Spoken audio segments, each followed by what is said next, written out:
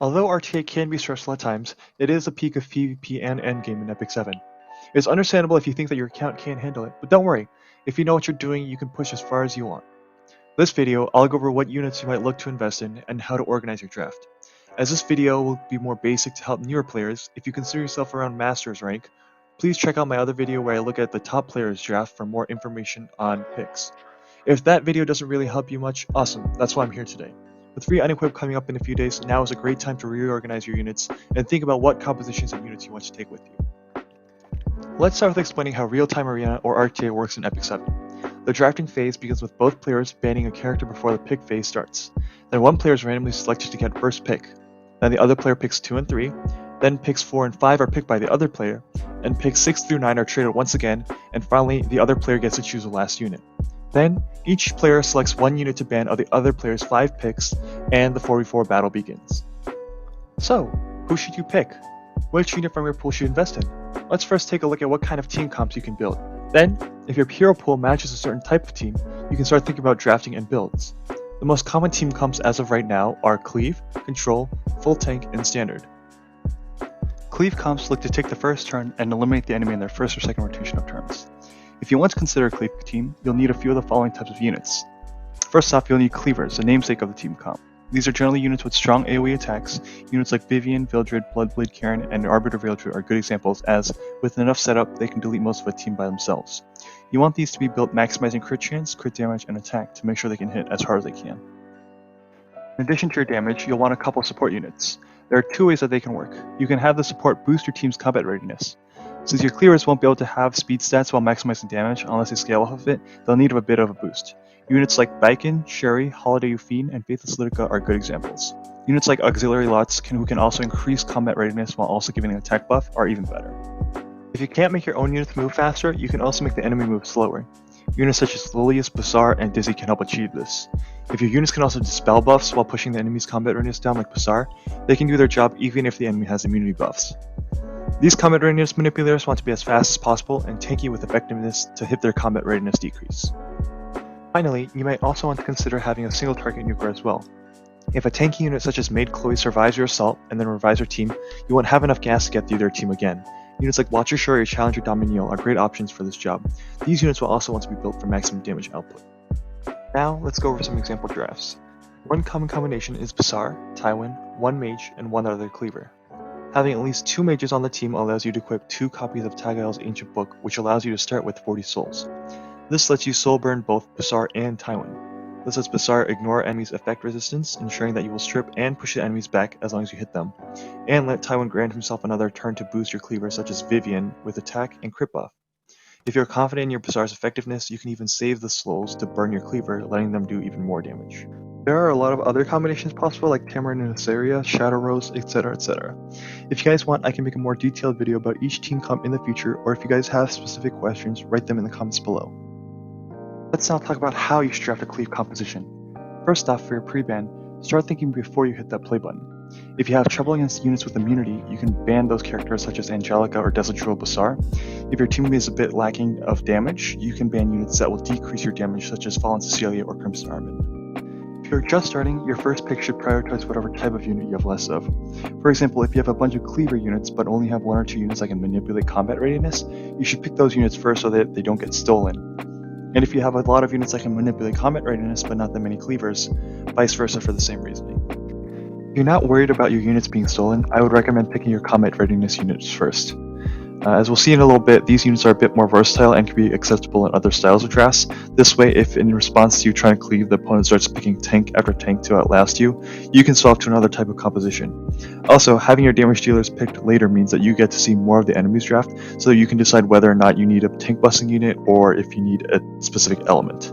Cleaving is an all-in composition. If you aren't able to finish the match in the first couple rotations, the enemy will most likely be able to stabilize and out-sustain you.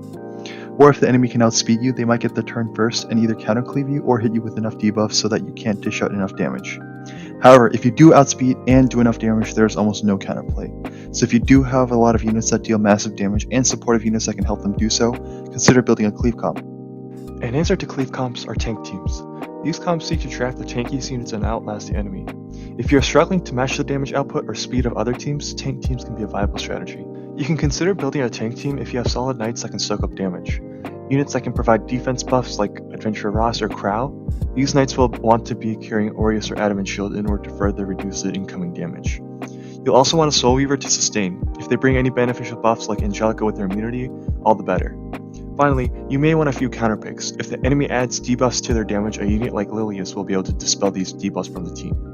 In terms of draft order, it doesn't really matter, as if the enemy isn't cleaving, you can abort after the first round of picks and swap to a different comp. But regardless, the most flexible or most important units should go first. If you have 1 or 2 Soul Weavers built, they should be prioritized so they aren't stolen by the opponent. And just like Cleave comps, make sure you have a balance of units. While the full team of 4 tanks can withstand hits, they have no sustain by themselves and can be cleaned up. Since you shouldn't really be expecting to play tank when you start a match, there aren't any specific bans for this reactive team comp. However, if the enemy does end up cleaving you and you do go tank team to counter it, what you can do is you can look for imbalances in their draft like we mentioned before. If they have too many damage healers and not enough support units, you can ban the support unit, or vice versa. Next up is control comps. Control team comps look to use powerful debuffs to lock down the opponent and prevent them from taking turns. They can sometimes add more damage if they need to bust through tanks, but you should think about making a control comp if you like or have already invested in these types of units.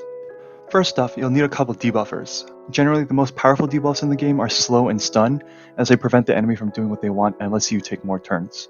Units like Ambitious Highwind, Basar, Dizzy, and Benevolent Roman are some of the most notable of these units.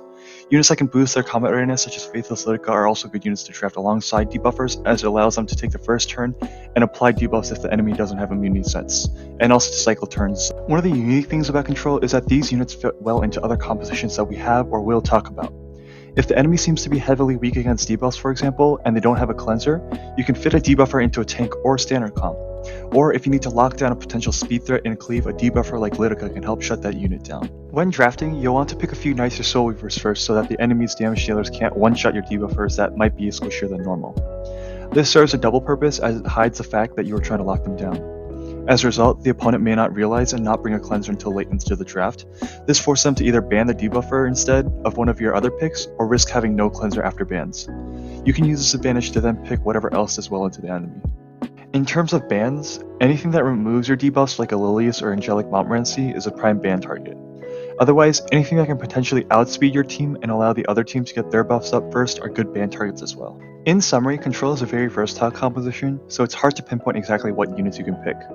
If you can capitalize on the disruption a unit you have can cause, try this kind of draft and adjust it to your unit pool's strength and weaknesses. Finally, we have Standard. Standard is probably the most common draft comp at the moment. It goes for a mix of tanks and damage dealers for a balanced team composition.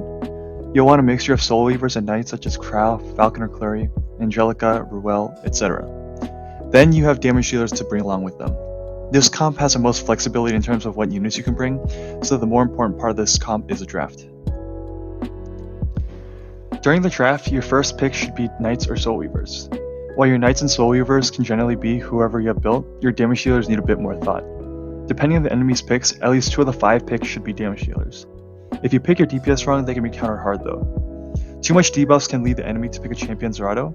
If you have no AoE damage skills, Spectre Tenebria or Assassin Koli basically gain an invulnerable buff for the rest of the game, and units that rely on secondary attacks like Charles or Seaside Bologna can be punished by Rowana. Thus, your last picks of DPS units should look at how the previous picks have gone and respond to them accordingly.